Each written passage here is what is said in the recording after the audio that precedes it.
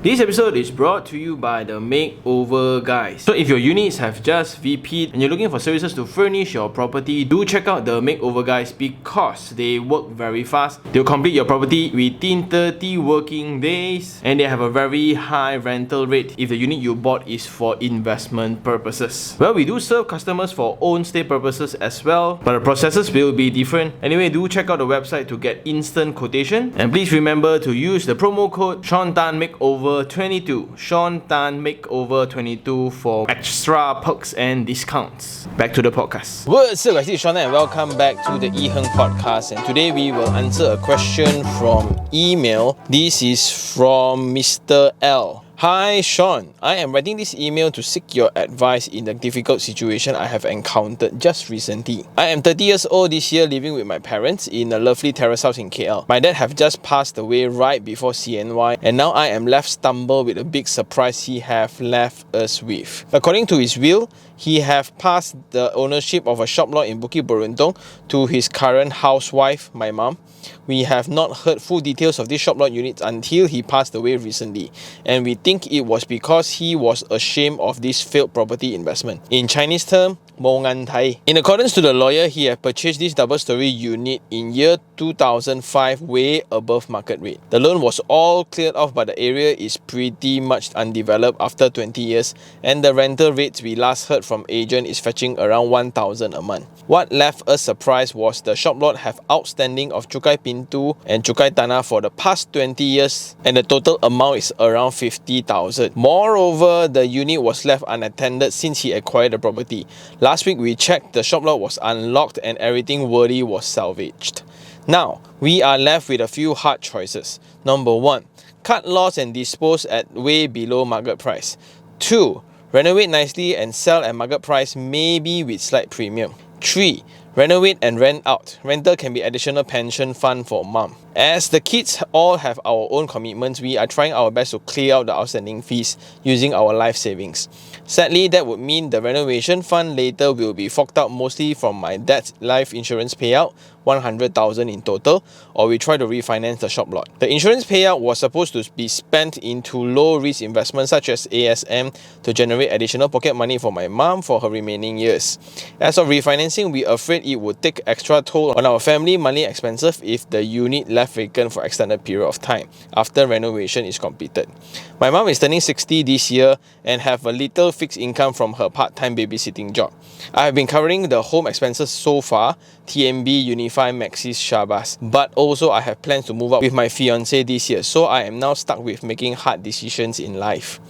I am an advocate in making informed decisions. However, being thrown a property in Bukit Beruntung, God knows how rural is that, is not what I could expect in life. As a person who viewed more than 1,000 property projects, our family would love to hear your take on this situation. Should we proceed with the renovation or dispose it entirely and spend the remaining scrap and invest into ASM? Thanks a lot for your time to read this email, and I wish you good health for your family. Regards, L. First of all, my condolences. That would be devastating. What a devastating news right before the festive season, right? So I'm so sorry for the family, so sorry for your loss. And this email is rather direct. It's an email about a father who passed away, leaving the family a shop lot in Bukit Beruntung. So what's good here is that the shop lot has been paid off, okay? So that's a good thing by your dad, just that he didn't tell you guys about it.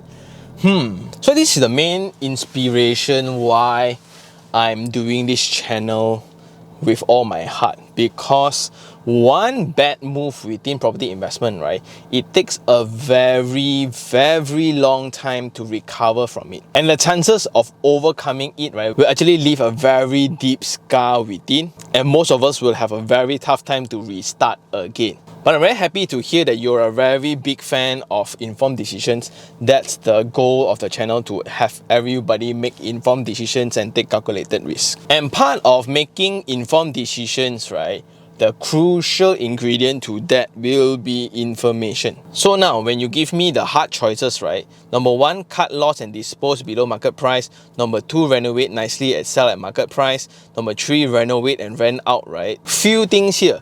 it doesn't really matter how much your dad bought. Let's say if you were to buy at maybe 500,000 back then, now you sell at 200,000, did you lose money on the property? Not really, because your dad settled it and passed it to you all. So even if you sell it at 200,000, it's net 200,000 for you all. And the move that I really admire here will be the insurance part of things.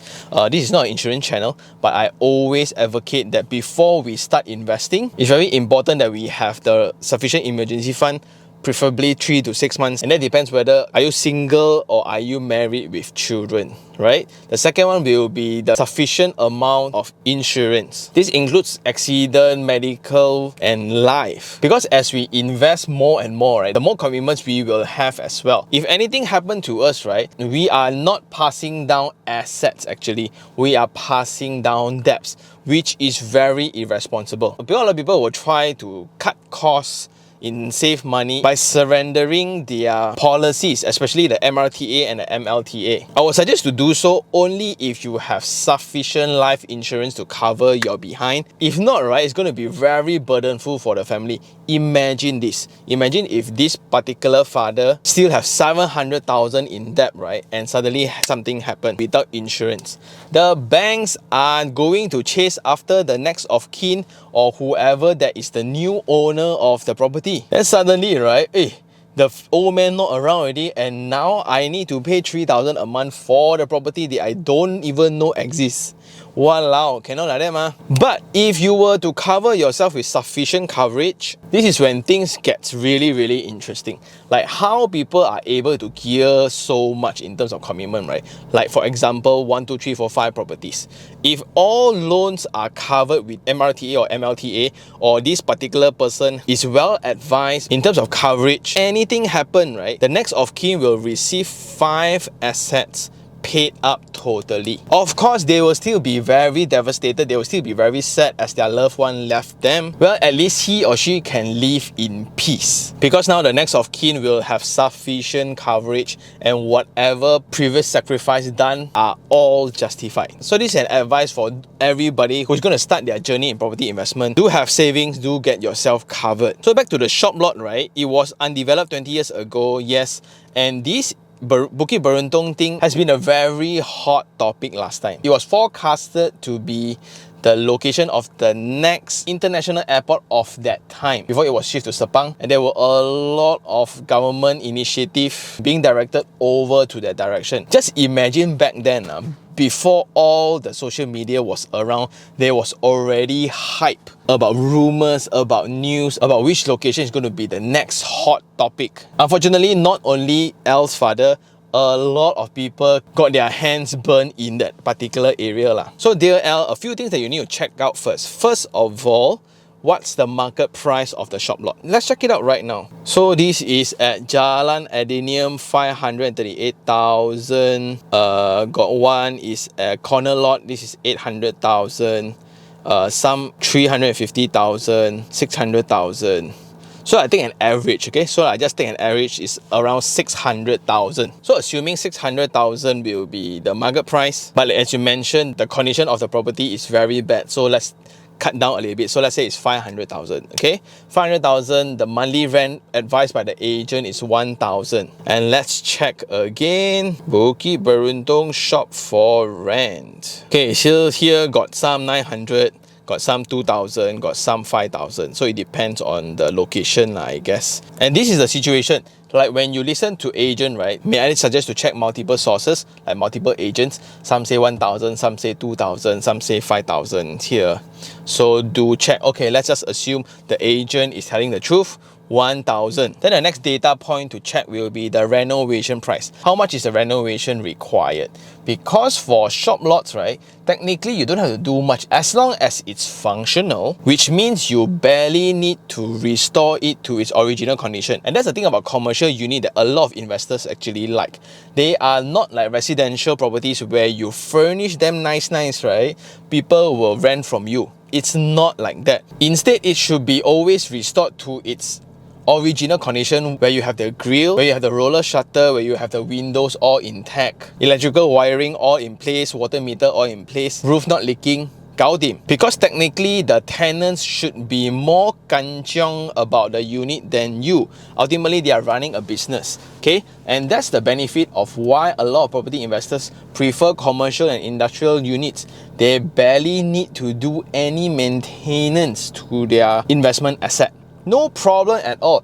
Even when the whole structure is not there, right, it's still worth something for industrial. For commercial lot, they can always put in within the contract in a condition where the tenant choose to leave, right, they must restore the shop lot to its original condition. So here, if you want to renovate, right, what would be the cost of renovation? I suppose it's not going to be very heavy. I think it's going to be 20,000-30,000 for a fresh coat of paint, but now paint also expensive lah. And there I'm not too sure about the contractor available, and I'm not too sure about the damage that you mentioned within the email too. It might be very drastic, I'm not too sure. So let's not guess, get the cost out. And I also need to understand when you say 50,000, it's a struggling amount to pay among all your siblings already because of everybody's commitment.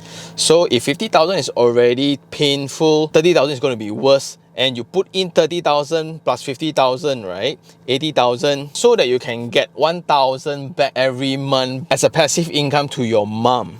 Is that justified? To me, I wouldn't. Of course, because based on the email, I don't think there's enough resources to even manage the property. So ultimately, there's two ways. One, sell. One, keep. And sell, do I furnish nicely to sell, or do I sell in the current condition? So now, what's the price difference? If now it's 500,000, if I were to make good, it's 700,000. And if the renovation is 30,000, so I spend 30,000 so I can sell 700,000. It's logical, right? But one thing, even if it's logical, I need to put in 30,000, so for sure people will take at 700,000, right? I cannot afford 30,000. No choice, though. You will then need to take the first option, which is to sell at the current condition. But please be informed that people will negotiate. The next buyer will come, hey, you know your condition like that, I need to do a lot of work. Or take note on the condition, take note on the offer, and live with it. And don't think too much about losing money, because let's say if your father buy last time at 1.2 million, now it's 500,000, right? So be it. It's not you lose money, your dad lost money. And if it's 500,000, right, it's going to beat 1,000 monthly rental anytime, because 500,000 if you put into FD, the total amount is already going to be more than the rent already. So that's for sale. For keep, then it depends on your perspective on the location. Do you still think that there is potential to Bukit Beruntung? That's the only difference in perspective. If you think there's potential, then you keep. The whole point of keeping here is that I want to just remain ownership, because I think there will be a time where Bukit Beruntung will be the hot topic again. Then it justifies the options of even refinancing the project, where you may liquidate some of the equity to make good so you can generate better rent. But do take note that in order to refinance, the next of kin needs to qualify for the loan as well. If a person is without income, if the person DSR is not sufficient, the refinancing cannot take place. It wouldn't be just because the property is fully paid, right? Now I charge back into the bank and now I want a loan. No. I still need to evaluate whether you can service the loan or not. So ultimately, back to the question, do you still believe in this location of Bukit Beruntung? If the answer is no, then I think the options of selling would be more obvious, right? Then if the quotation of the renovation is within 30,000, but when they quote, right, it's just to replace grill, fresh coat of paint, replacing window, is there an option to even DIY it? And it's also something very weird. Your dad actually left it empty for the past 20 years. He didn't even bother renting it out. It means that he's rich lah. He couldn't even be bothered by it. And that applies to a lot of properties around Malaysia as well, especially landed homes. You can see a lot of landed homes, right? A lot of people pay in cash, right? And they don't even want to rent out because to them, it's mafan. They rather have the peace of mind by just leaving it empty. It's not like now we think that we want to maximize value, we can rent out so we can cover the installment whatsoever. Last time, people purely invest for flipping. They buy and they really foresee the property to go up, double, triple, then they sell. That was the game last time lah. Anyway, sorry, back to the renovation part. You may even explore DIY. How do you get a quotation from contractors, right? Would it be possible to do it yourself? If you can do it yourself and you make extra 100,000, right? do you have the time to do it? So that's the only part where I don't have enough data to give you a proper suggestion. Total renovation cost and the selling price of the current condition, also the selling price of the property when it's made good. This will be the data that you need to get it as soon as possible. And the last part will be your belief towards this address of Bukit Beruntung. If you still think got hope, then maybe you want to hold. But if there's no hope, right? Cut loss and chow, because it's not your loss anyway. Think of it that you net everything that is salvage. If it's 300,000, it's also a big amount for your mom, which is like 60 plus the 100,000 some more. Wow, 400,000 enough already. That's a lot of money for your mom to live comfortably for the rest of her life already. And I guess that's all for your next course of action. But just something to think about it, right? Real estate investment is seriously something very, very beautiful. As long as you get yourself covered, even the worst mistake like Bukit Beruntung, buying it way above market value and lose half of it, right? There will still be value for it, no matter how bad it is. Even if it's a piece of land nowhere in kampong, right? There will still be value because eventually development will take place because land is finite. It's actually very, very difficult, right, to make a mistake in real estate that totally lose everything. Well, the only way to do that is when we buy things beyond our affordability.